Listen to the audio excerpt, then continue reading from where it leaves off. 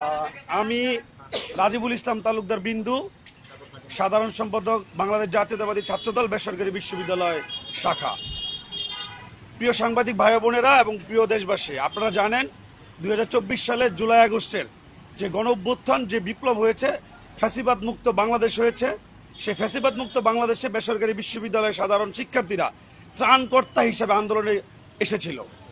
সেই বেসরকারি বিশ্ববিদ্যালয়ের সাধারণ শিক্ষার্থীরা যেহেতু ত্রাণকর্তা হিসাবে আন্দোলনে এসেছিল এবং ফ্যাসিবাদ মুক্ত বাংলাদেশ গড়ার প্রত্যয় নিয়ে আন্দোলন করেছিল, সে তারই ধারাবাহিকতায় এই 2025 সালের 18 জুলাই আমাদের বিগত 24 সালের জুলাই আগস্টের শোক এবং বিজয় উদযাপন করার জন্য আমরা একটি প্রাইভেট ঐক্য নামে ব্যানার করেছি। সেই প্রাইভেট ঐক্য ব্যানারে আমাদের 21টি রাজনৈতিক এবং অরাজনৈতিক সংগঠন রয়েছে।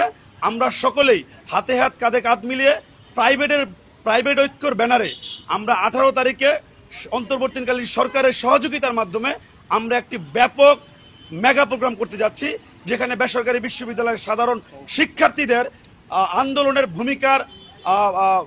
ভূমিকার আত্মপ্রকাশ থাকবে এবং ভূমিকার স্বীকৃতি দেওয়া হবে। ইনশাল্লাহ আপনারা চোখ রাখুন, প্রাইভেট ঐক্যর ব্যানারে থাকুন, আমাদেরকে সহযোগিতা করুন। সেই আশা ব্যক্ত করে আমরা আমাদের এই বক্তব্য শেষ করছি। সবাই ভালো থাকবেন। আসসালামু আলাইকুম। জি, আচ্ছা,